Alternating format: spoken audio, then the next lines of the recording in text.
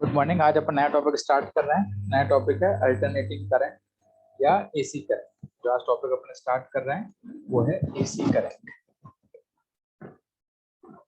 Alternating current, इसको अपन AC इस तरह से रिप्रेजेंट करते हैं। ठीक है, तो डेफिनेशन से स्टार्ट करते हैं। इसको स्टार्ट करो। देखो, अल्टरनेटिंग करंट पहली हेडिंग आएगी इसके अंदर, अल्टरनेटिंग करंट। इसकी डेफिनेशन लिख लो। लिख रहे हैं यहाँ पर अल्टरनेटिंग, इसकी डेफिनेशन लिख रहे हैं। अल्टरनेटिंग करंट भी हो सकती है और अल्टरनेटिंग वोल्टेज भी हो सकता है। अल्टरनेटिंग करंट भी हो सकता है और अल्टरनेटिंग वोल्टेज भी हो सकता है। अल्टरनेटिव मतलब साइनोसॉइडल टाइप में कुछ भी चीज अल्टरनेटिव हो सकती है। साइनोसॉइडल इसका एक पर्टिकुलर टाइप हो गया, पर कोई भी चीज अल्टरनेटिव है, कोई भी चीज अल्टरनेटिव है उसकी एक डेफिनेशन होती है। डेफिनेशन लिखो, ए periodic variation of current, A periodic variation of current, ये लिखो, a periodic variation of current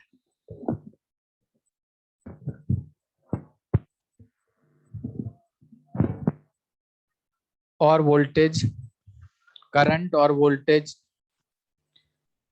is said to be alternating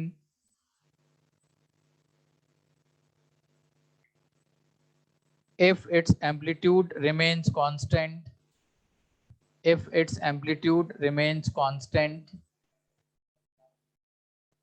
and alternate half cycles are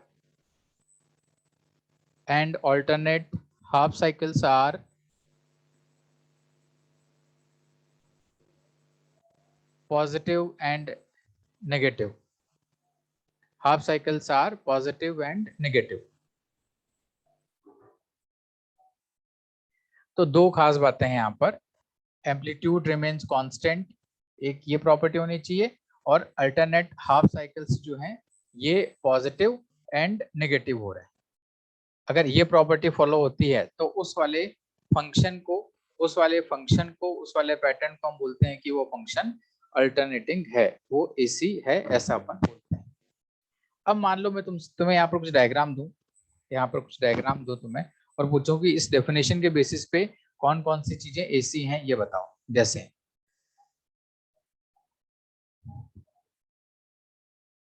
ये वेरिएशन हो गया एक, ये एसी है या नहीं ये तुमको बताना है।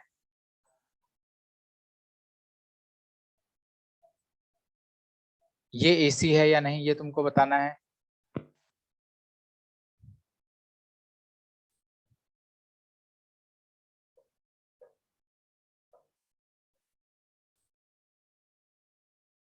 ये एसी है या नहीं ये तुमको बताना है।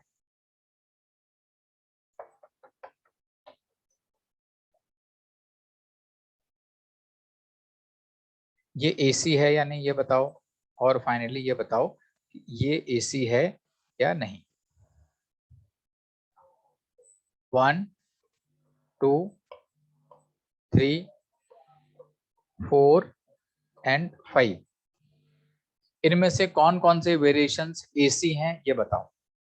इनमें से कौन कौन से वेरिएशंस एसी हैं ये बताओ। कौन कौन से वेरिएशंस अल्टरनेटिंग है ये बताओ। डेफिनेशन दो ही है। डेफिनेशन क्या है कि ऑल्टरनेट हाफ साइकिल्स पॉजिटिव और नेगेटिव होनी चाहिए। तो alternate half cycles positive negative तो इसमें है, इसमें भी है, इसमें भी है, इसमें नहीं है, सब पॉजिटिव है। इसमें देखो सब पॉजिटिव है, तो ये तो नहीं हो सकता, इसमें भी है। दूसरी बात थी कि amplitude remains constant, amplitude remains constant, तो ये है, ये नहीं है, क्योंकि यहाँ पे देखो इसका इस तरफ पॉजिटिव में कम है, नेगेटिव में इसका ज्यादा है, इसलिए नहीं है ये है, और ये भी है। तो answer is 1 3 and 5 are alternating current और ऑल्टरनेटिंग वोल्टेज, या जो भी है वो हो सकता है। परफेक्ट, कई सारे बच्चों ने इसका करेक्ट आंसर लिखा, वेरी गुड। आगे बढ़ते हैं। देखो इनके कुछ नाम भी होते हैं, वैसे नाम की जरूरत नहीं होती अपने को, फिर भी देख लो कि इसके नाम अपन किस तरह से देख सकते हैं। इसमें एक है, साइज कैसे बड़ी होगी इसकी,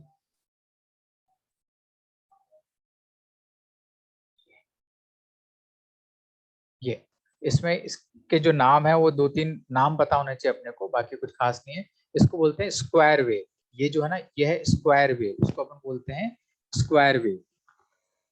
ये है ट्रायंगुलर वेव, ये है ट्रायंगुलर वेव, ट्रायंगल में है।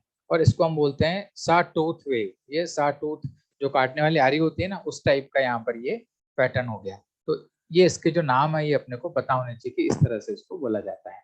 स्क्वायर वेव, सा टूथ वेव, ट्रायंगुलर वेव। और उसके बाद एक वेव आएगा, वो एक पैटर्न आएगा, ये आएगा साइनोसाइडल। इसको हम बोलेंगे साइनोसाइडल। कोसाइन या साइन एक ही बात होती है, इसको बोला जाता है साइनोसाइड।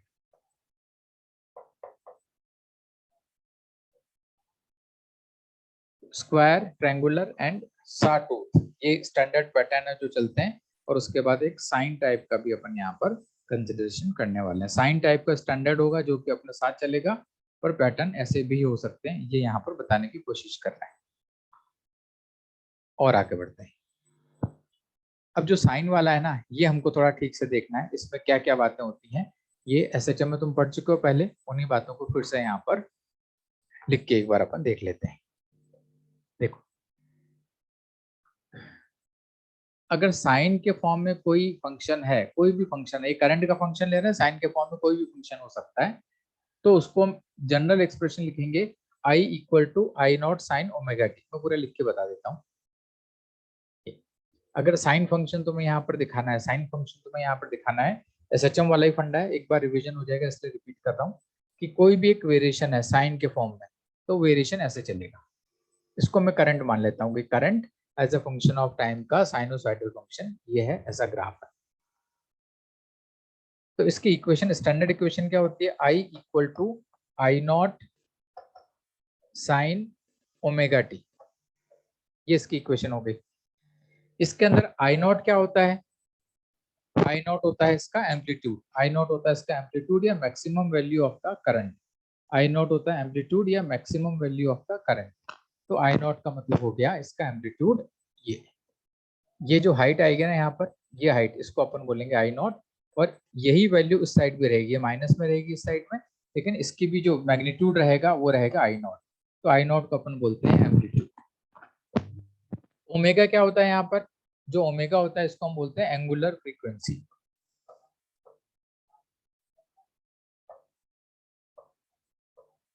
एंगुलर फ्रीक्वेंसी, इसका टाइम पीरियड टी क्या हो जाएगा, टाइम पीरियड हो जाएगा 2 पाई/ओमेगा।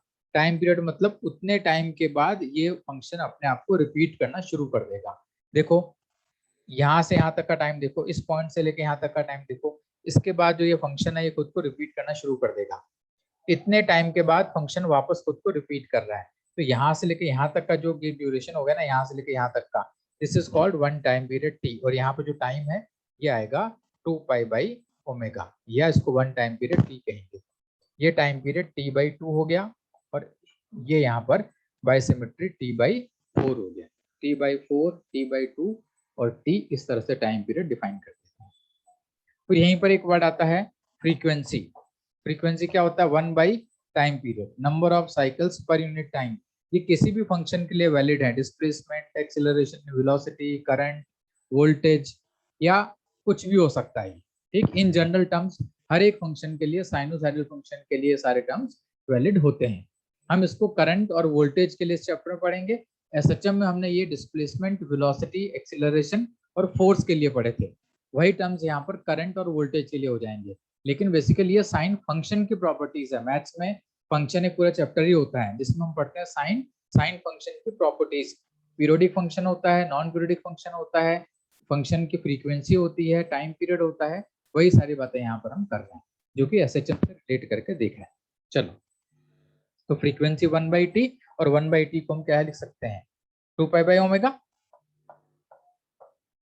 तो फ्रीक्वेंसी 1/t, या इसको हम लिख सकते हैं 2 पाई/ओमेगा। तो ये फंक्शन हो गया। इस फंक्शन में ये कुछ टर्म्स होते हैं कि इसकी टर्मिनोलॉजी होती है angular frequency, frequency, time period और एम्पलीट्यूड। ये 4-5 बातें हैं जो हमको यहाँ पर पता होनी चाहिए कि ये टर्म्स क्या क्या होते हैं।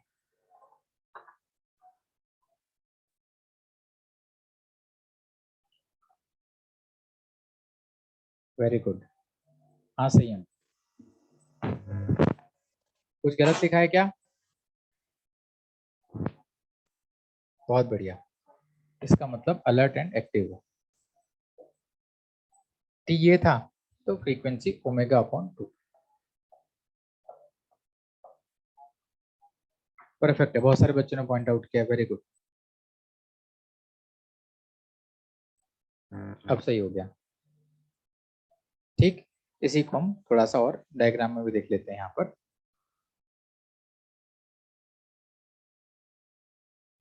वही चीज यहाँ पे लिखी हुई। ठीक, अब साइन की जगह हम कोसाइन भी डिफाइन कर सकते हैं। साइन जैसा डिफाइन किया था ना, उसी तरह से हम कोसाइन भी डिफाइन कर सकते हैं। मैं कर देता हूँ।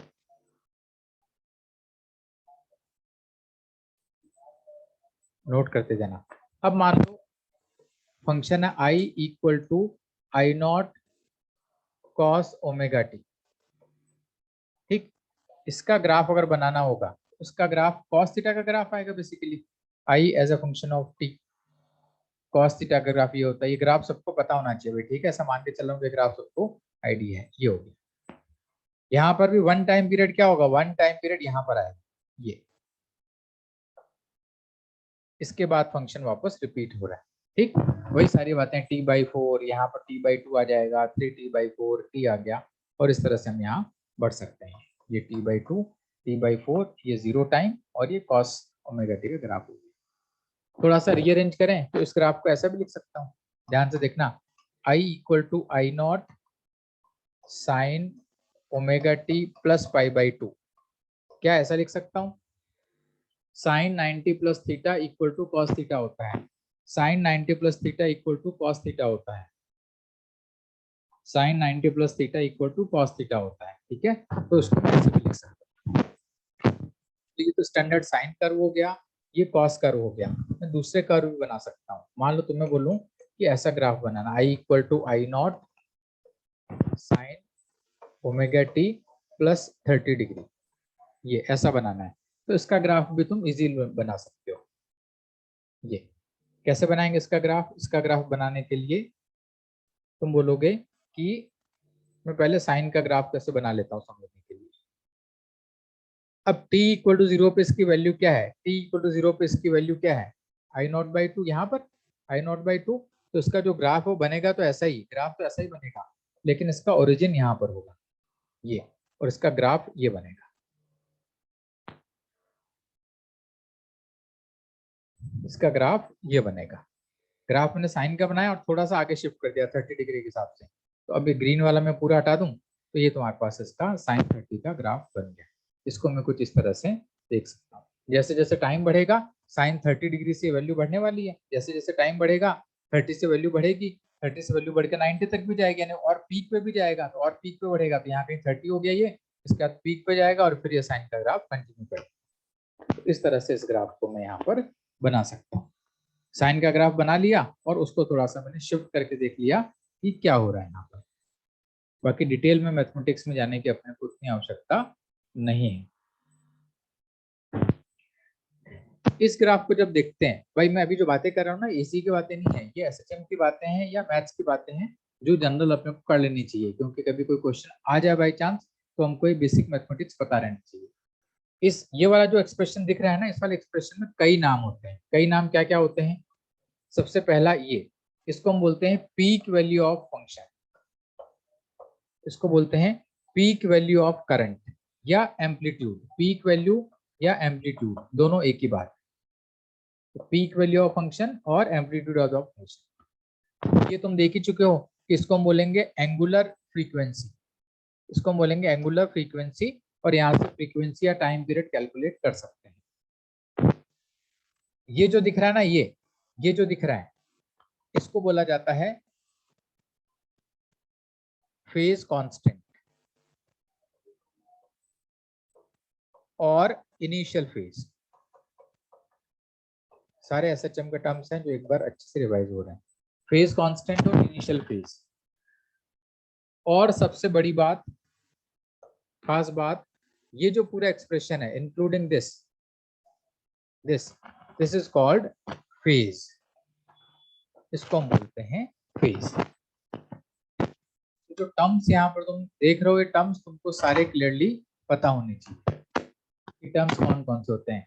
ये पीक वैल्यू या एम्पलीट्यूड, एंगुलर फ्रीक्वेंसी, यहीं से फ्रीक्वेंसी, यहीं से टाइम पीरियड, फेज कांस्टेंट या इनिशियल फेज, और ये जो पूरा टर्म होता है इसको हम बोलते हैं फेज।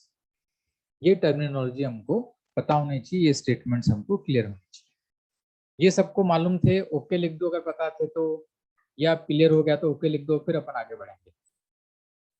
आज अपन सारी मैथ्स की बातें करेंगे, आज फिजिक्स की कोई बात नहीं करेंगे।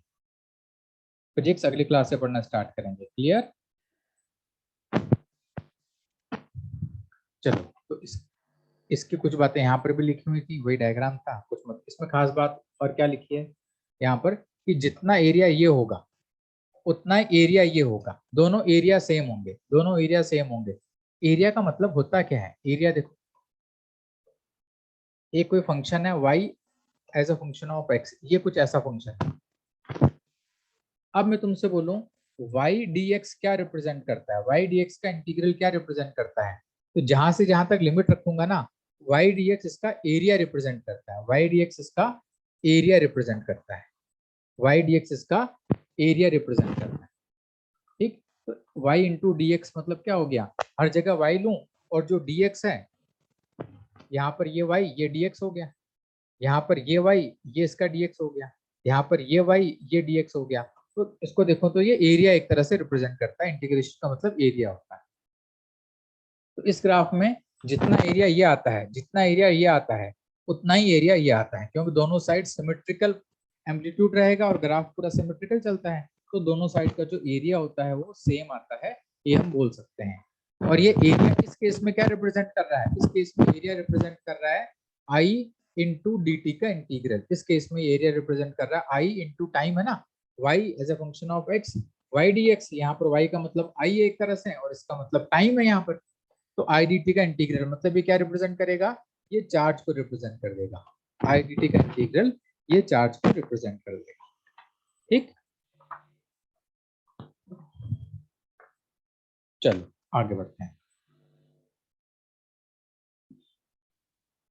आगे कुछ बातें हैं जो हमको और देखनी है ठीक से।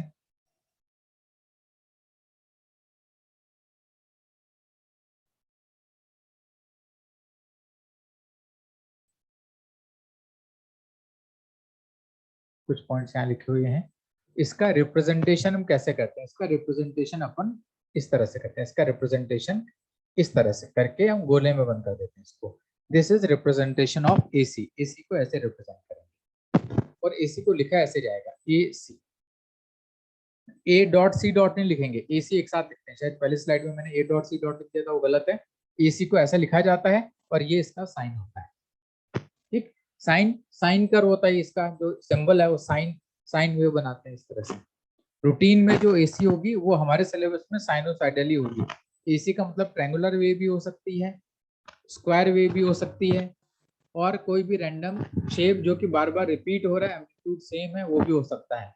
लेकिन हमारे सिलेबस में एसी का मतलब होगा साइनोसाइडल वेव, सिंपलेस्ट साइन जो कर्व हो सकता है वो हम यहाँ पर स्टडी करेंगे। टाइम पीरियड एक वर्ड यहाँ पर हम यूज कर रहे हैं, टी। क्या डेफिनेशन हो जाएगी? जिसके बाद वेव अपने आप को रिपीट करती है, करंट अपने आप को रिपीट करती है। फ्रीक्वेंसी पर यूनिट टाइम कितने साइकिल्स आ रहे हैं, पर यूनिट टाइम कितने साइकिल्स करंट के आ रहे हैं, वो हो गया। और एक एम्पलीट्यूड वर्ड यहाँ पे यूज करते हैं अपन, आई नॉट या V naught. V naught voltage के लिए, आई नॉट करंट के लिए। आगे बढ़ते हैं, ये इंटरेस्टिंग है थोड़ा सा।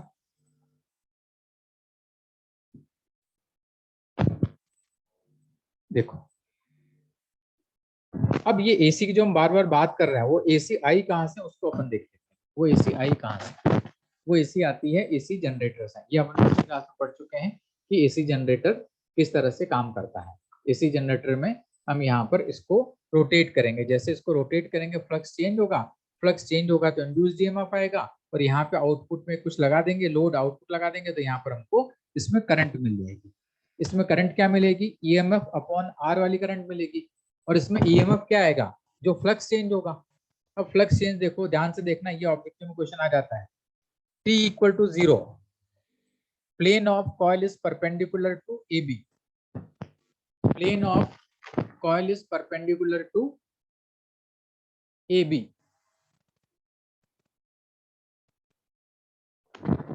P इक्वल टू 0 पे ये ऐसा है, ये मैग्नेटिक फील्ड इस तरह से है, मैग्नेटिक फील्ड के परपेंडिकुलर है, परपेंडिकुलर टू बी यानी मैग्नेटिक फील्ड नॉर्थ से साउथ। ये मैग्नेटिक फील्ड इस तरह से यहाँ पर है और ये इसके परपेंडिकुलर, मैग्नेटिक फील्ड के परपेंडिकुलर है ये। तो इस वक्त फ्लक्स कितना होगा, इस वक्त फ्लक्स फुल होगा ना, इस वक्त जो फ्लक्स आएगा फुल आएगा, क्योंकि ये ऐसे रखा हुआ है और मैग्नेटिक फील्ड इसके परपेंडिकुलर है, मैग्नेटिक फील्ड इसके परपेंडिकुलर है, इस तरह से रखा हुआ है। अब मान लो इसको मैं थीटा से रोटेट कर दूं, थीटा से रोटेट कर दूं, तो कॉस थीटा फ्लक्स के लिए आएगा, साइन थीटा से फ्लक्स पास नहीं करेगा। अगर ये ऐसे तो पूरा फ्लक्स है, अब अगर इसको थीटा से रोटेट कर दूं मैं, तो कॉस थीटा जो आएगा ना वो फ्लक्स के लिए आएगा। तो जो फ्लक्स यहाँ पर आने वाला है, फ्लक्स साइन की बात नहीं कर रहा हूँ, मैग्नीट्यूड की बात कर रहा हूँ मैं, फ्लक्स जो आ जाएगा वो आ जाएगा मैग्नेटिक फील्ड बी ए कॉस थीटा ओमेगा टी हो जाएगा, अगर मैं इसको कांस्टेंट ओमेगा से घुमा रहा हूँ तो। और नंबर ऑफ टर्न्स एन मान लूं तो एन बी ए कॉस ओमेगा टी, ये मेरे पास फ्लक्स आ गया। इसी को मैं डिफरेंशिएट कर दूं तो मेरे पास जो इंड्यूस्ड ईएमएफ आएगा ये आएगा N B A omega sine omega T. Magnitude की बात कर रहा हूँ, साइन वन भूल जाओ, प्लस माइनस। तो यहाँ पर अगर ये आ गया तो यहाँ से जो करंट आएगी इस आर में वो भी ऐसी आएगी। या अभी ईएमएफ की बात करूं तो इस ईएमएफ को मैं लिख दूंगा, जो ईएमएफ मेरे पास आया वो आ गया E naught sine omega T type का। यहीं पे रुके रहना, देखते रहना, पूरी बात समझना। तो यहाँ पर जो ई नॉट है, ई नॉट की वैल्यू क्या हो जाएगी, ई नॉट की वैल्यू हो जाएगी एन बी ए ओमेगा ये। और जो मेरे पास साइन फंक्शन आ गया, इसकी फ्रीक्वेंसी किस पर डिपेंड करेगी, तुम्हारे घुमाने के ऊपर, तुम कितना तेज घुमा रहे हो या कितना स्लो घुमा रहे हो उसके ऊपर ओमेगा डिपेंड करेगा। और ये एक्सप्रेशन ऐसा है, फ्रीक्वेंसी यहाँ पर आ गई, फ्रीक्वेंसी जो तुम घुमाओगे जिस रेट से वो आ गई, मैक्सिमम वैल्यू आ गई और एक्सप्रेशन आ गई। मान लो स्टार्टिंग में ये ऐसा होता, स्टार्टिंग में अभी तो ऐसा रखा ना हमने इसको कॉइल को, स्टार्टिंग में कॉइल ये होती तो जो एक्सप्रेशन आता ना ये आता कॉस ओमेगा टी। स्टार्टिंग में कॉइल किसी एंगल थीटा पे होती तो प्लस 30 डिग्री आ जाता। बात समझ आई? स्टार्टिंग में कॉइल ऐसी नहीं है, ना ही ऐसी, ऐसी है तो कॉस है, ऐसी है तो साइन है ईएमएफ की वैल्यू। पर स्टार्टिंग में ये कॉइल ऐसी है तो स्टार्टिंग में वो फाई आ जाएगा, जो हम लिखते हैं ना E equal to E naught sine omega T plus phi, वो फाई यहाँ से आता है कि कॉइल की स्टार्टिंग हमने कहाँ से करी। और फ्रीक्वेंसी भी हम किस रेट से घुमा रहे हैं कॉइल को, वो फ्रीक्वेंसी यहाँ पर जनरेट होगी। तो जो ईएमएफ यहाँ पर आ रहा है वो ईएमएफ आ रहा है, अल्टरनेटिंग ईएमएफ आ रहा है, साइन चेंज हो रहा है, पीक वैल्यू भी चेंज हो रही है, alternate half cycles plus minus है, तो इसको हम बोलते हैं एसी ईएमएफ, अल्टरनेटिंग वोल्टेज हो गया, ये अल्टरनेटिंग वोल्टेज हो गया। अल्टरनेटिंग वोल्टेज बोलना चाहिए पर बोलने में ऐसा आता है AC voltage. AC symbolise alternating, alternating current full form है एसी का, लेकिन एसी वोल्टेज वर्ड यूज करेंगे, इसका मतलब अल्टरनेटिंग करंट वोल्टेज नहीं, एसी वोल्टेज बोलते हैं, या अल्टरनेटिंग वोल्टेज भी वर्ड यूज कर सकते हैं, या अल्टरनेटिंग करंट वोल्टेज भी वर्ड यूज कर सकते हैं, एसी वोल्टेज बोलेंगे इसको अपन। तो जो एसी वोल्टेज आ गया, ईएमएफ आ गया, ईएमएफ अल्टरनेटिंग आ गया, और ये एक्सप्रेशन आ गया पीक वैल्यू ओमेगा ये वो सब। तो कम से कम ये बात समझ आई कि अल्टरनेटिंग ईएमएफ कैसे जनरेट करते हैं और उसकी इक्वेशन कैसे आती है, फाई कहाँ से आता है, साइन क्यों आता है, कॉस क्यों आता है, ओमेगा क्या होता है, और पीक वैल्यू कैसे आती है। अगर ये सारी बात समझ आ गई तो यस लिखो, फिर आगे बढ़ेंगे। अभी अपन एसी कहीं नहीं पढ़ रहे हैं, अभी केवल मैथ्स देख रहे हैं और प्रोसेस देख रहे हैं कि सोर्स बनता कैसे है अपने को, ये मालूम पड़ जाएगा, फिर इस सोर्स से क्या होने वाला है वो चीजें अपन देखेंगे। आज की क्लास बेसिक मैथमेटिक्स पे ही जाएगी पूरी, क्योंकि जो बेसिक कैलकुलेशन है वो अपने को प्रॉपरली कर लेना है ना। ये लिखते जाना बेटा, सारी बात लिखते जाना, और ये वाली जो पीडीएफ है मैं शेयर कर दूंगा ग्रुप पे, ठीक है, ये पीडीएफ में ग्रुप पे डाल, पीपीटी या पीडीएफ जो होगा डाल। चलो फिर आगे बढ़ रहा हूँ मैं।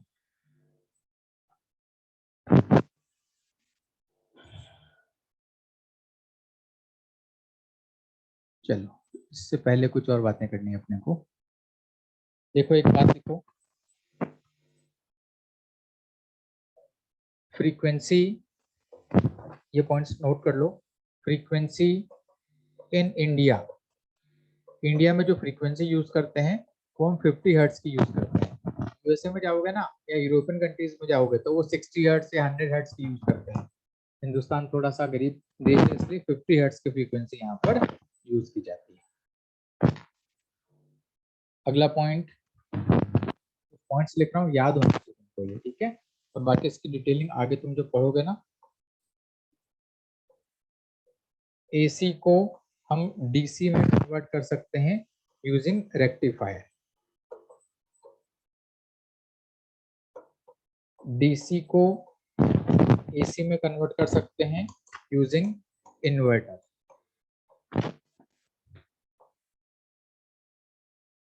लिखते जाना, 1 2 3 पॉइंट, तीनों पॉइंट लिखो, फिर बोल देता हूँ, लिखते जाना।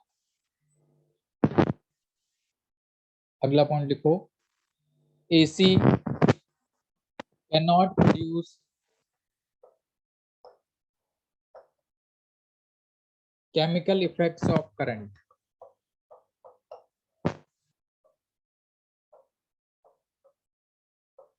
जो एसी है वो केमिकल इफेक्ट्स ऑफ करंट को प्रोड्यूस नहीं कर सकती है। इसके एग्जाम्पल क्या होंगे? इसके एग्जाम्पल क्या हो जाएंगे? इलेक्ट्रोप्लेटिंग और इलेक्ट्रोलिसिस। इलेक्ट्रोप्लेटिंग और इलेक्ट्रोलिसिस।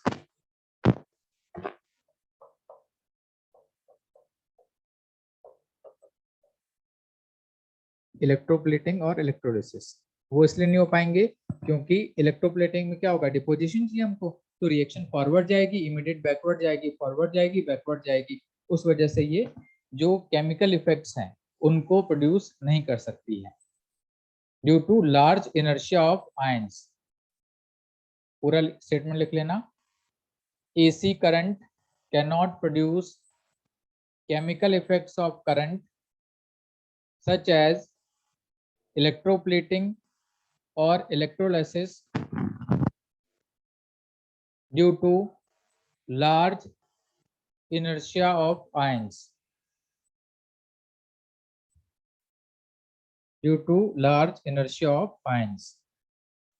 जो आयंस होते हैं वो इस फ्रीक्वेंसी पे इतनी तेजी से इधर उधर रिएक्ट नहीं कर सकते, उनका मूवमेंट नहीं हो पाता है, तो ये reaction chemical reactions, chemical effect नहीं हो पाते हैं। अगला अगला पॉइंट लिखो,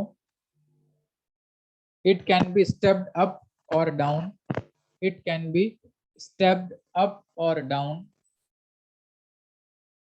It can be stepped up or down by using transformer. It can be stepped up or down by using transformer.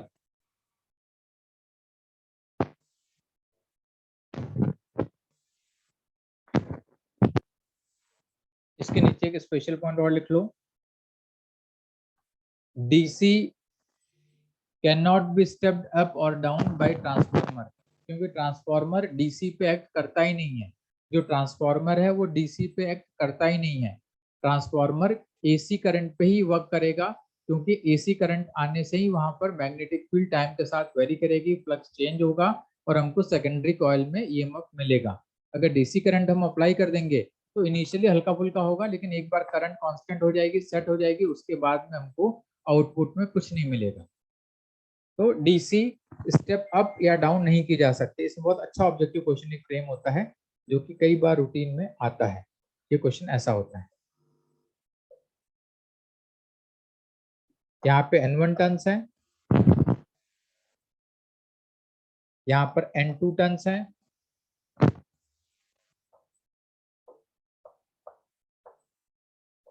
यहाँ पे हमने V वोल्ट अप्लाई कर दिया। तो बताओ यहाँ पर हमको आउटपुट क्या मिलेगा? यहाँ पे हमको आउटपुट क्या मिलेगा ये बताओ। यहाँ पर हमको आउटपुट क्या मिलेगा ये बताओ। नायक, हार्दिक, विनी, नायक, हार्दिक करेक्ट।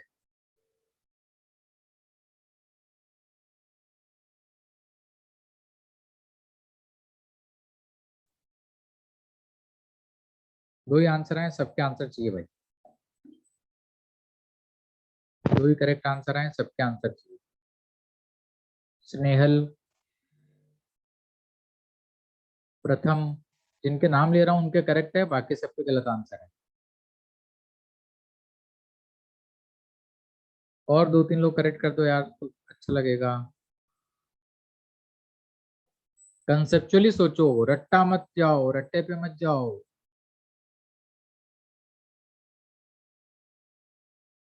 बिल्कुल रट्टे पे मत जाओ, कंसेप्चुअली सोचो। क्वेश्चन है, ये अरेंजमेंट है, ट्रांसफार्मर है, उधर हमने सोर्स लगा दिया, तुमसे पूछा आउटपुट क्या मिलेगा। ट्रांसफार्मर है, वहां पे सोर्स लगा दिया, तुमसे पूछा आउटपुट क्या मिलेगा, N1 N2 गिवन है, ये सोर्स है।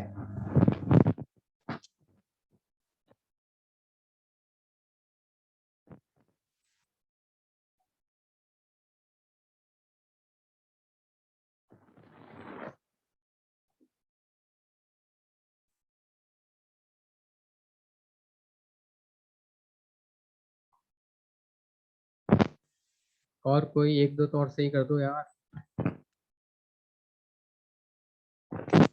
अच्छा, ट्रांसफार्मर किस कंडीशन पे काम करता है? ट्रांसफार्मर काम करता है कि मैग्नेटिक फ्लक्स चेंज होना चाहिए। ये क्या है, ये डीसी सोर्स है, देखो बैटरी लगी है यहाँ पर, ये स्टैंडर्ड वाली बैटरी है, डीसी सोर्स लगी है।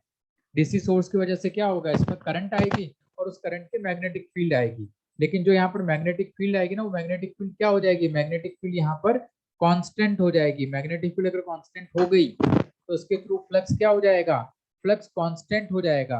और फ्लक्स अगर कांस्टेंट हो गया तो हमको जो आउटपुट है वो संयम कैसा मिलेगा बेटा, आकृति। अब करेक्ट आंसर है बेटा। और लिखो आंसर भी समझ आ गया हो किसी को भी, क्या आंसर आएगा? सृष्टि, विनीत, संस्कार, अभिनव, करेक्ट। तो अब आंसर इसका आएगा जीरो, आउटपुट हमको यहाँ पर मिलेगा जीरो। यहाँ डीसी सोर्स लगाया है, कांस्टेंट करंट फ्लो करेगी, मैग्नेटिक फील्ड कांस्टेंट होगी, इसके अंदर फ्लक्स कांस्टेंट रहेगा, D five by D T zero हो जाएगा, इसलिए आउटपुट जीरो आएगा, कुछ नहीं होगा। संयम, ये बात समझ आई बेटा? पक्का क्लियर हुआ ना ये ट्रांसफार्मर का स्टैंडर्ड क्वेश्चन है, ठीक है, इस तरह से आता है। ट्रांसफार्मर में हमेशा देखना है कि डीसी दिया है कि एसी दिया है। यहीं पर यहीं पर यहीं पर अगर ये वाला सोर्स में एसी बना देता है, ऐसा बना देता है V1, ये सोर्स मैंने यहाँ पे लगा दिया है, तो यहाँ पर फिर हमको पता है कि यहाँ पर जो आंसर आने वाला है वो आंसर आने वाला है N2 अपॉन N1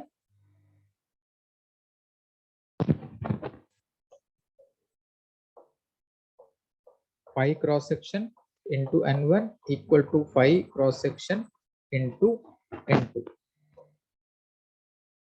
ये यहाँ पर आएगा। इसको हम आगे बढ़ा के यहाँ पर देख सकते हैं कि ईएमएफ का रेशियो हमें किस तरह से कर पाओगे। V1 by N1 equal to V2 by N2, V1 by N1 equal to V2 by N2। Done? नहीं डन, फिर गलत। ये इक्वल हो, तो मैं चाह रहा हूँ कुछ थोड़ा एक्टिव हो जाओ भाई, थोड़ा सा और एक्टिव हो जाओ। ये है, क्रॉस सेक्शन के थ्रू जो फ्लक्स आएगा ना वो सेम आएगा, ठीक। और जो फ्लक्स यहाँ पर नेट फ्लक्स आएगा वो आएगा N1 पाई थ्रू क्रॉस सेक्शन 1, ये आएगा इसके थ्रू फ्लक्स नेट। सेकेंडरी के थ्रू जो फ्लक्स नेट आएगा वो आएगा N2 into flux through cross section, ये क्रॉस सेक्शन 1 और 2 का फ्लक्स तो सेम ही रहेगा, तो उनको क्रॉस सेक्शन में लिख दो। अब यहाँ से जो ईएमएफ आएगा ना, इसमें ईएमएफ 1 जो ये हमने अप्लाई किया, ये आएगा N1 d5 by D T cross section. इसको डिफरेंशिएट करो तो इसका जो ईएमएफ आउटपुट में मिलने वाला E2 वो आएगा N2 d5 by D T cross section. इनको डिवाइड कर दो तो यहाँ से हमारे पास रिलेशन आएगा E1 by N1 is equal to E2 by N2। तुमने E1 अप्लाई किया तो तुम्हें आउटपुट मिलेगा N1 E2 अपॉन N2।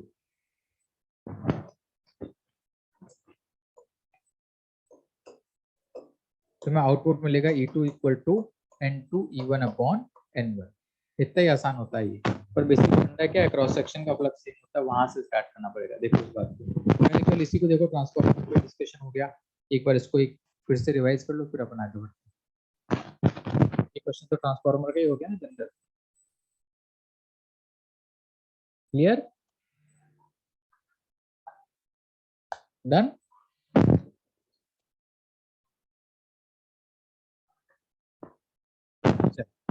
तो इसमें आगे लिखो अगला पॉइंट। अपन पॉइंट्स देख रहे थे उसी में डिस्कशन निकल आया। पहला पॉइंट था इंडिया में फ्रीक्वेंसी 50 होती है, एसी से डीसी रेक्टिफायर के थ्रू हो सकता है, डीसी टू एसी इन्वर्टर के थ्रू हो सकता है। एसी जो है वो chemical effects of current produce नहीं कर सकती है because of high inertia of the ions. फिर हमने देखा था कि स्टेप अप या स्टेप डाउन एसी करंट को किया जा सकता है। वहीं पर डिस्कशन निकल के आ गया था कि डीसी के लिए ऐसा कुछ नहीं हो सकता है, ट्रांसफार्मर डीसी के लिए काम नहीं करेगा। फिर वहीं पे मैंने बोला डीसी सोर्स लगा दिया तो आउटपुट 0 आएगा, और एसी सोर्स लगाएंगे तो आउटपुट यहाँ पर N2/N1 के रेशियो में हमको मिल जाएगा। इतने पॉइंट हो गए। इसके बाद अगला पॉइंट देखते हैं। AC is measured using the AC is measured using the hot wire instrument.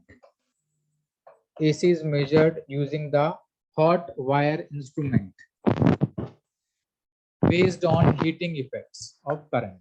Based on heating effects of current. Based on heating effects of current. Based on heating effects of current. Based on heating effects of current. ठीक है।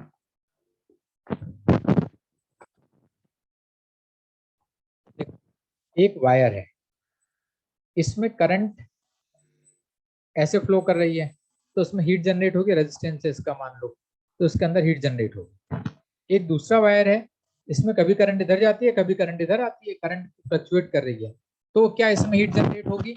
Yes और no? एक wire में एक ही एक तरफ current जाती है तो हीट जनरेट होती है।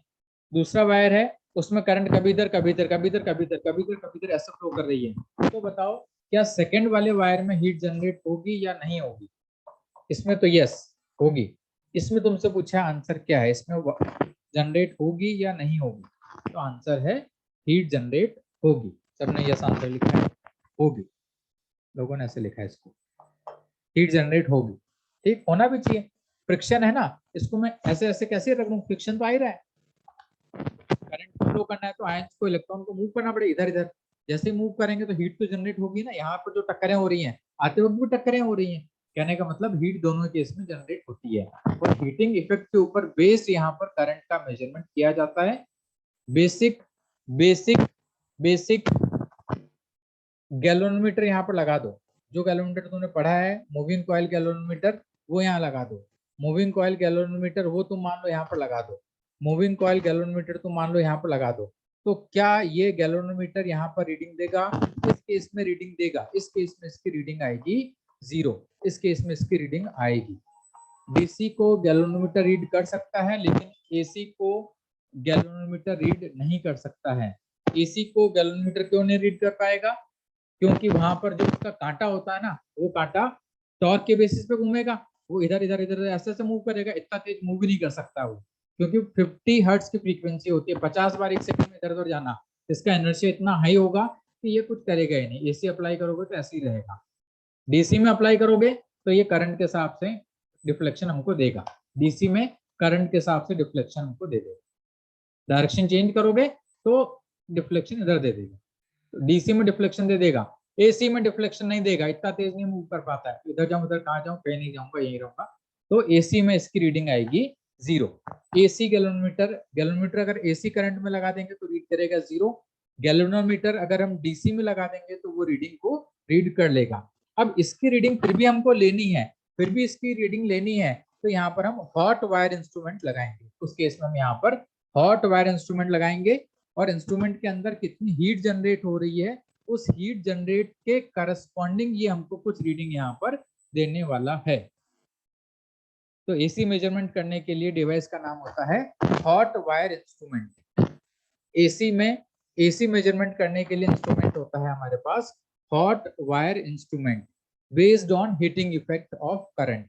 Based on heating effect of current, इसमें हीट कितनी जनरेट होगी उससे ये आइडिया लगाएगा कि जो इसमें करंट फ्लो कर रही है वो कैसी है, ये डिवाइस कैसे काम करती है, और डिवाइस क्या होती है ये अभी तुम्हें 10 मिनट बाद समझ आएगा या अगले लेक्चर में समझ आएगा। अभी केवल नोट कर लो कि कुछ एक डिवाइस होती है जिसका नाम होता है हॉट वायर इंस्ट्रूमेंट। पर यहाँ ये समझ आ जाना चाहिए कि जो मूविंग कॉइल गैल्वेनोमीटर था वो केवल डीसी में काम करेगा, वो एसी में काम नहीं करेगा। एसी में काम क्यों नहीं करेगा ये भी क्लियर होना चाहिए, क्योंकि उसकी वर्किंग याद करो। उसकी वर्किंग क्या थी? जब करंट फ्लो करता है किसी भी लूप में तो टॉर्क लगता है, वो टॉर्क के साथ स्प्रिंग ट्विस्ट होती है और स्प्रिंग का टॉर्क इसके टॉर्क से बैलेंस होकर कहीं पर रुक जाता है। स्प्रिंग का टॉर्क और एम क्रॉस बी का टॉर्क बैलेंस हो जाता है, वहां से हम करंट निकाल लेते हैं कि करंट कितनी फ्लो करेगी। ठीक, अब ये बार बार फ्लक्चुएट करेगा एसी में और इतनी तेज इनर्शिया की वजह से मूव ही नहीं करता तो ये हिलता ही नहीं है। ये क्लियर हुआ क्या? ओके लिखो, फिर आगे बढ़ता हूँ।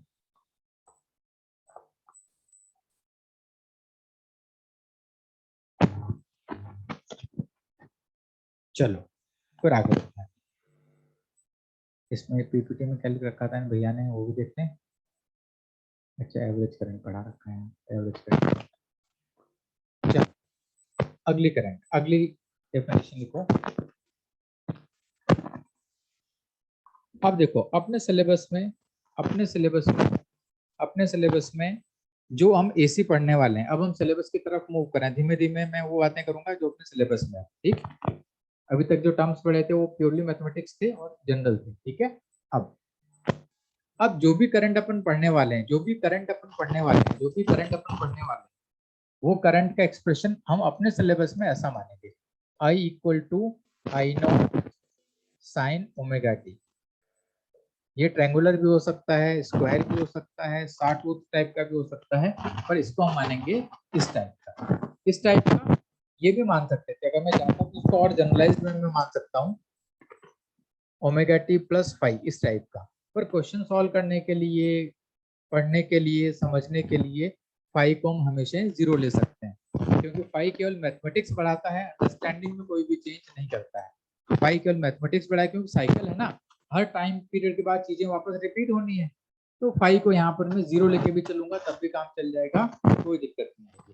तो करंट को मैं इस तरह से कुछ लेके चलूंगा, और इसी तरह से जो वोल्टेज होगा, जो यहाँ पर ईएमएफ लेने वाला हूँ, वो भी मैं इसी तरह से E naught sine omega T plus five two और प्लस फाइव वन, इस टाइप से चीजों को लेने वाला हूँ।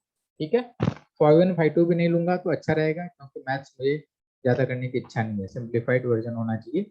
तो इसको मैं हटा देता हूँ, इसको भी मैं चाहूँ तो साइन ओमेगा टी, और बहुत हो गया तो ई not cos omega T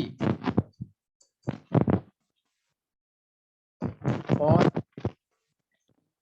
sign omega T plus five. कोई भी टर्म होगा, ये सारे टर्म एक ही बात को रिप्रेजेंट कर रहा है, सारे टर्म एक ही बात को रिप्रेजेंट करता है, दिस और दिस और दिस। ठीक, स्टैंडर्ड करंट के लिए मान लो मैंने ये ले लिया, ईएमएफ के लिए भी इसमें से कुछ भी ले सकता हूँ, सारी चीजें चल जाएंगी। तो अपने सिलेबस में जो है, अपने सिलेबस में यही वाली एक्सप्रेशन है जो अल्टरनेटिंग को यहाँ पर डिफाइन करने वाला है।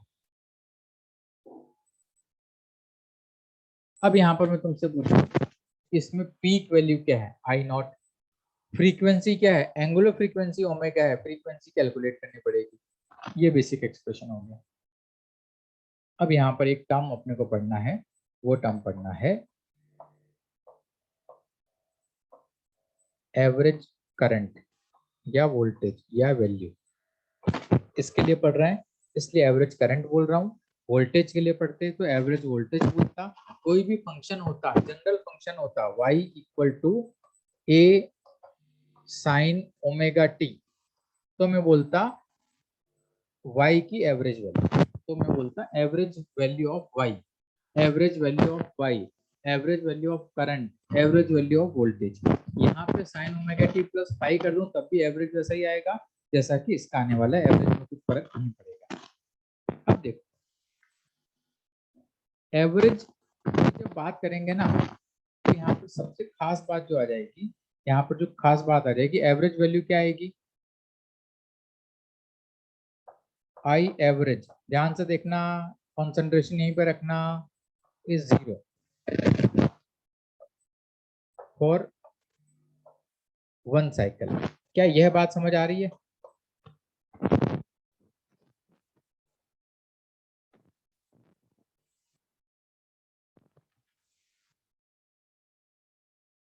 जितनी करंट पॉजिटिव रही उतनी करंट नेगेटिव रही। ठीक, एवरेज का मतलब क्या हो गया, एवरेज करंट का मतलब हो गया, एवरेज करंट का मतलब हो गया, इसका डायग्राम में ड्रॉ करूं तो I as a function of t। और एवरेज कैसे निकालते हैं, I एवरेज, कोई भी फंक्शन का एवरेज होता है, जिसके साथ निकालना है उसके साथ उसका इंटीग्रल कर लो, जहां तक निकालना है वहां तक कर लो, और उस टाइम से उसको डिवाइड कर दो। ये एवरेज की डेफिनेशन होती है। ये कुछ मैथ्स आएगी, ये मैथ्स तो सीखनी ही पड़ेगी, इसके अलावा कोई चारा नहीं बता। वाई एवरेज कैलकुलेट करना है ना, और यहाँ पर क्या है, टी है, तो Y D T, Y D T का इंटीग्रल जीरो से लेकर जिस टाइम तक एवरेज कैलकुलेट करना है अपॉन वो टाइम कर दो, तो यहाँ पर मेरे पास एवरेज के लिए आंसर आ जाता है। ये एवरेज का बेसिक फार्मूला होता है, करंट के लिए ऐसा फार्मूला है। अब आई डी टी क्या रिप्रेजेंट करता है, एरिया रिप्रेजेंट करता है। इसी को अगर मैं थोड़ा सा और आगे एक्सटेंड करके लिखूं, इसी को अगर थोड़ा सा एक्सटेंड करूं तो ये हो जाएगा area under the curve from zero से लेके टी तक डिवाइडेड बाय टाइम। इसको ऐसे भी देखा जा सकता है।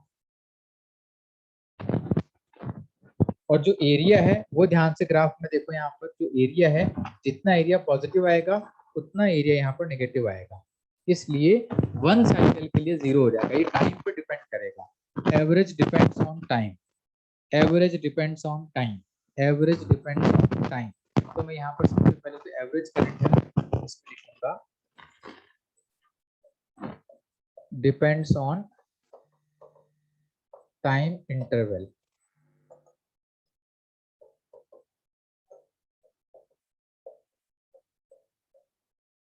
आप टाइम इंटरवल क्या ले रहे हैं उसके ऊपर एवरेज डिपेंड करेगा। फिर मैंने यहाँ पर दिखाया कि वन साइकिल में जीरो होगा। उससे पहले ये देखो आई एवरेज की डेफिनेशन ये होती है, और this is called area. Area कहाँ से कहाँ तक, जो टाइम इंटरवल ले रहे हैं उस टाइम इंटरवल का एरिया।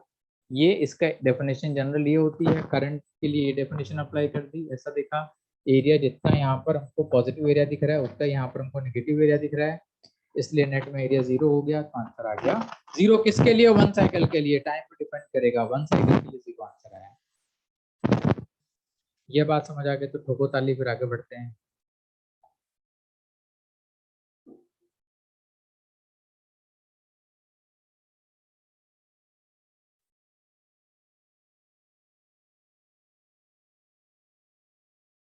क्लियर।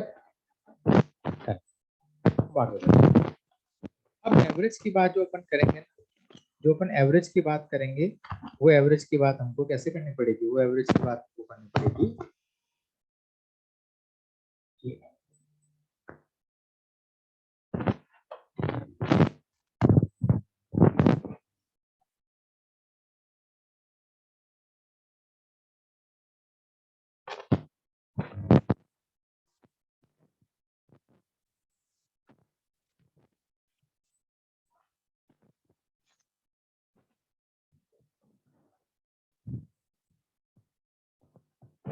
माइक की आवाज अब क्लियर हुई।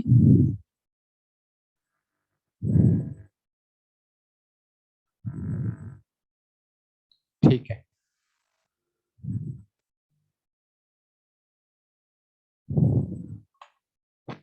अब एक बात देखना यार, थोड़ी सी मतलब मैं चाह रहा हूँ तो ये बता दूं, मैं बिना बताए भी कर सकता हूँ, पर बता के करूंगा तो मेरे दिल पे बोझ नहीं रहेगा, मजा आएगा मुझे, है ना। तो बस सुन लो, एक वर्ड होता है, ये एक्स्ट्रा इन्फॉर्मेशन में लिखवा दूंगा, ये वर्ड तो पता ही होना चाहिए तुम्हें, रेक्टिफाइड एसी। एक वर्ड होता है रेक्टिफाइड एसी। कोई बता सकता है रेक्टिफाइड एसी का मतलब क्या होता है? शायद पढ़ा नहीं होगा तुम लोगों ने। संयम काफी हद तक ठीक है बेटा।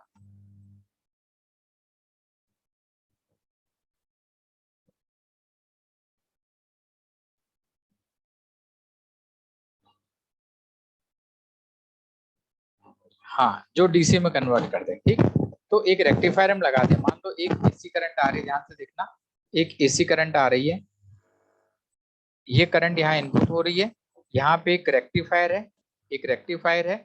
ये कैसे बनता है, क्या बनता है, ये बाद में बता दूंगा कभी, या जब तुम पढ़ोगे तो पढ़ोगे पढ़ोगे। रेक्टिफायर है, और इससे जो आउटपुट निकलता है ना, वो आउटपुट ऐसा निकलता है, ये ये इनपुट था और इससे मुझे ऐसा आउटपुट मिल जाता है। इसमें ट्रांजिस्टर और ये सब कुछ लगाया जाता है, गेट वेट लगाते हैं, मुझे पता नहीं क्या होता है, पर ये ऐसा कुछ हो जाता है। डीसी कन्वर्टेड फ्रॉम एसी, सही बात है, ठीक, ऐसा आउटपुट मिलता है। This is called rectified AC. ये एसी है, ये जो है ना ये एसी है, और ये जो आउटपुट आ रहा है ये है मेरे पास रेक्टिफाइड एसी। ठीक, अब सुनना, अब मजा आएगा। अब मैं तुमसे बोलूं कि आई एवरेज 0 से 1 टाइम पीरियड के लिए ऑफ रेक्टिफाइड एसी, ये क्या होगा ये बताओ। आई एवरेज 1 टाइम पीरियड के लिए ऑफ रेक्टिफाइड एसी क्या होगा ये बताओ। तो मैं ऐसे बोल सकता हूं, ध्यान से देखना, I average equal to I D T, ध्यान से देखना, ध्यान से देखना, 0 से लेके t/2 कैलकुलेट कर लूं तब भी काम चल जाएगा ना, क्योंकि एवरेज तो वही आएगा ना, जो t में एवरेज आएगा वही t/2 में एवरेज आएगा, क्योंकि साइकिल सेम हो रहा है। जितना ये t/2 में दिख रहा है उतना ही अगले में दिख रहा है मुझे। तो 0 से लेके t/2 तक में जो एवरेज आएगा वही t में एवरेज आएगा। कर सकता हूँ ऐसा, ठीक। अच्छा अब बताओ कि ये एवरेज कैलकुलेट करना तो मैं क्या लिखूं। देखो मैं लिख रहा हूं, ध्यान से देखना, I naught sine omega T D T का इंटीग्रल 0 से लेके t/2 तक डिवाइडेड बाई t/2। ये आई एवरेज ये हो जाएगा ना इसका। इसके लिए यहाँ पर थोड़ी मैथ से बेटा करिए इसमें तो तुम्हें और अच्छा लगेगा। ये साइन ओमेगा टी टाइप का इनपुट था यहाँ पर, और जो आउटपुट आएगा ना मॉड आ जाएगा I naught sine omega T. Modulus हो गया उसका, मॉडुलस मतलब पॉजिटिव कर दिया इसने, जो नेगेटिव था उसको भी पॉजिटिव कर दिया। ये तो इंटीग्रेशन में मॉड करके 0 से t तक करें, इससे अच्छा t/2 तक ही कर लूं, यहाँ भी t/2 कर लिया, ऊपर भी t/2 कर लिया, तो मेरे लिए कैलकुलेशन आसान पड़ गया और कुछ नहीं। अब ये इंटीग्रेशन अपने को करना पड़ेगा, ये इंटीग्रेशन नहीं करूंगा। तुम बस पहले इतना देखो कि जो मैंने लिखा है यहाँ तक की बातें समझ आ रही है क्या, फिर मैं आगे बढ़ूंगा। मैंने कुछ नहीं किया, देखो बहुत ही जरा सा लिखा है, एक बार इसको देखो, डाउट पूछ लो, फिर मैं आगे बढ़ूंगा। रेक्टिफाइड एसी को ही डीसी बोलते हैं, हाँ ठीक है आदित्य पटेदार, सही बात है बेटा। डीसी नहीं बोल, डीसी मान लो इसको, रेक्टिफाइड एसी है, इसी को डीसी बोलते हैं। ये परफेक्ट डीसी नहीं है पर डीसी है।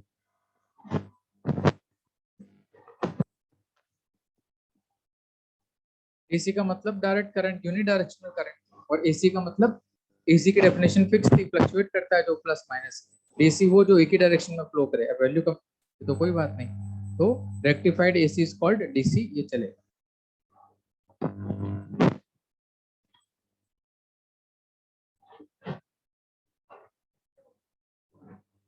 जो भी लिखा है ये पूरा बस इतना ही लिखा हमने अभी तक, जितना भी कुछ पढ़ा है, इसमें कहीं कोई डाउट हो तो पूछ लो, फिर आगे बढ़ते हैं।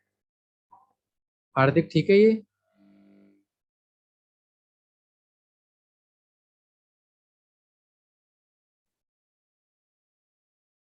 अभिनव, Keshav,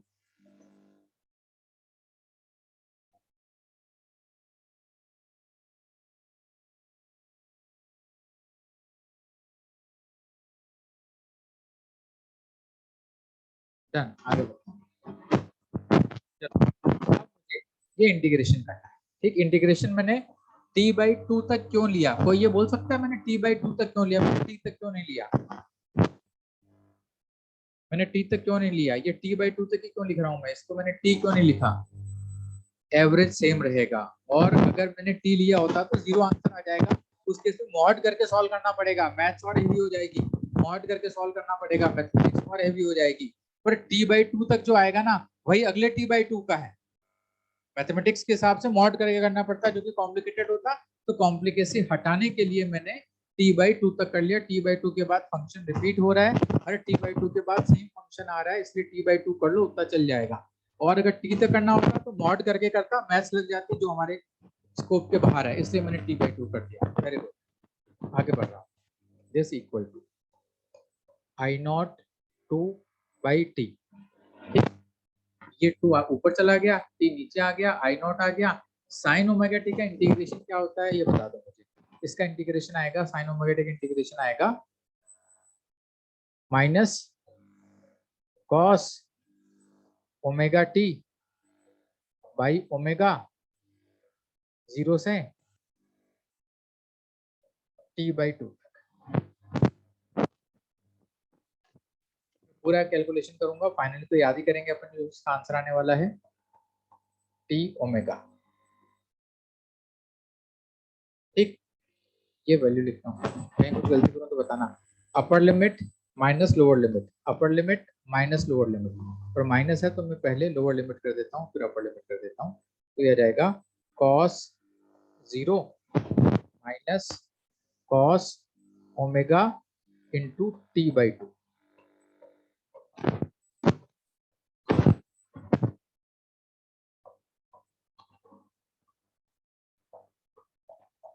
to I naught upon T omega, ये cos 1 minus cos omega, T को 2 पाई बाई ओमेगा लिख दूं,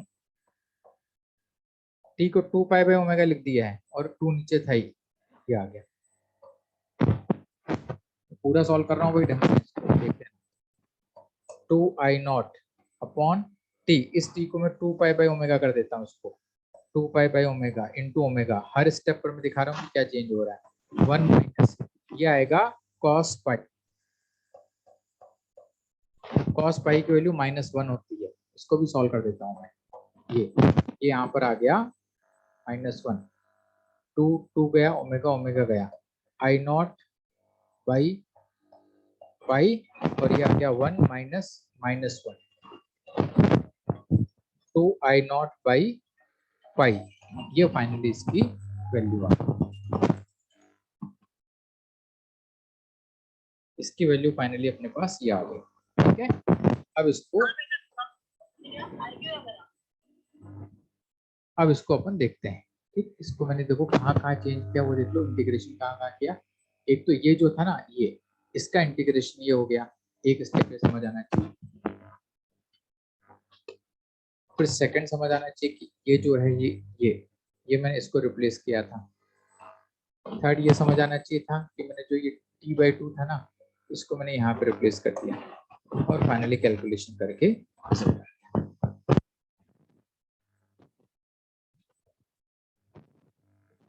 आराम से इंटीग्रेशन पार्ट देखो और इधर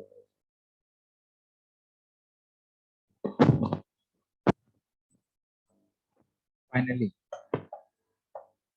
I average is 2 I naught by pi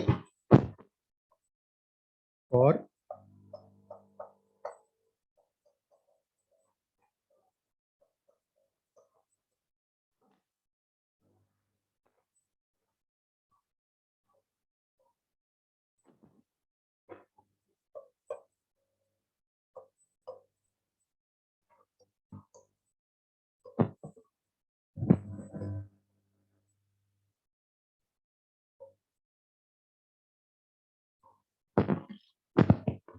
बाद में लिखूंगा इसको, आराम से देखो इसको, कहीं कुछ डाउट हो पहले देखो इसको।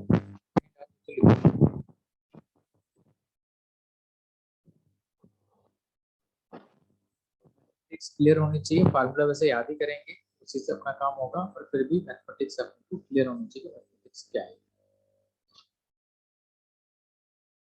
नोट भी करते जाना इसको।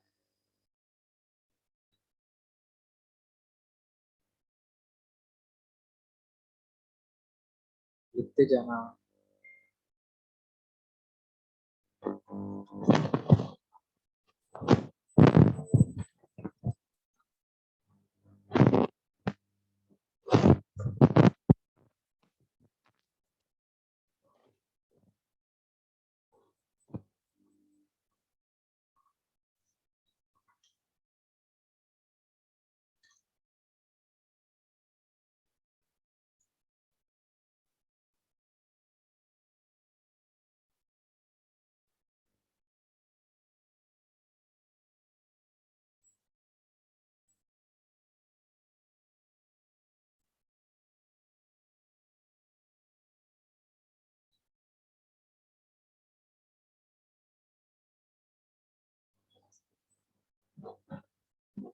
चलो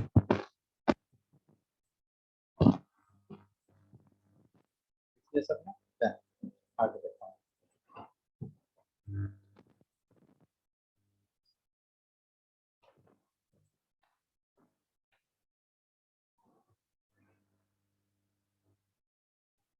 इसको भी लिख लो, इसको भी नोट कर लो।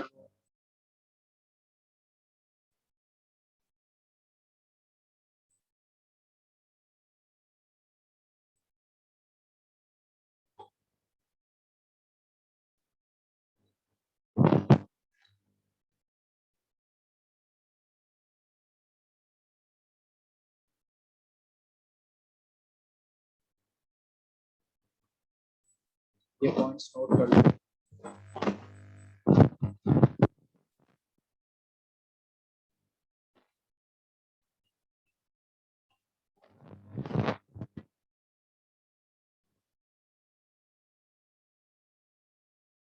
स्ट्रेट पॉइंट्स हैं, कहीं नहीं समझ में आए तो पूछ लेना। ये पॉइंट्स लिखवा रहा हूँ कि हर पॉइंट अपने आप में ऑब्जेक्टिव क्वेश्चन है, एक तरह से कोई भी क्वेश्चन आ सकता है। इस पॉइंट ऑफ व्यू से अपने को पता होना चाहिए बाकी सब।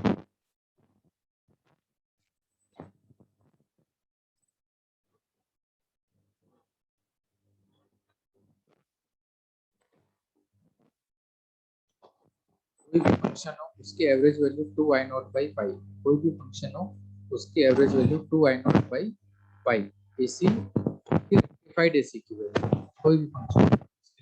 जैसे ऐसा क्वेश्चन आ सकता है y equal to a sin omega t, तो i0 की जगह a हो गया 2a बाई पाई, ऐसा।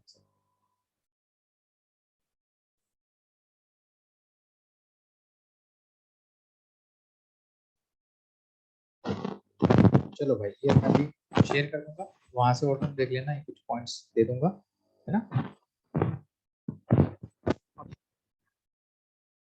Point 1,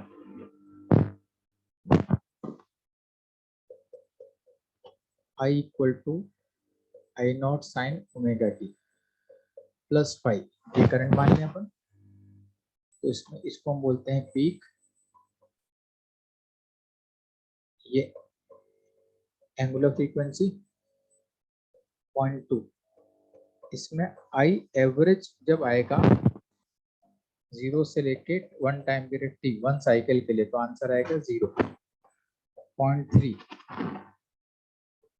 I average depends on time 0.4। I average equal to 2i0 by pi for rectified AC. अगर क्वेश्चन में कुछ लिखा नहीं है तो एवरेज का मतलब यही लेंगे, अगर क्वेश्चन में कुछ लिखा नहीं है तो एवरेज का मतलब हम यही लेंगे। अगर क्वेश्चन में कुछ लिखा नहीं है तो एवरेज का मतलब 2i0 बाई पाई लेंगे, ये स्टैंडर्ड नोटिफिकेशन है। और I average for long time, लंबे टाइम के लिए अगर एवरेज की बात करें तो वो 0 आएगा ना, क्योंकि लंबे टाइम के लिए क्या हो जाएगा, लंबे टाइम के लिए plus minus plus minus plus minus plus minus plus minus, net में कुछ बचेगा तब भी जरा सा बचेगा, अपन बहुत सारा टाइम आएगा। तो लॉन्ग टाइम के लिए हमेशा इसका जो एवरेज होता है वो 0 आ जाएगा। इस तरह से हम एवरेज करंट को यहाँ पर डिफाइन करें।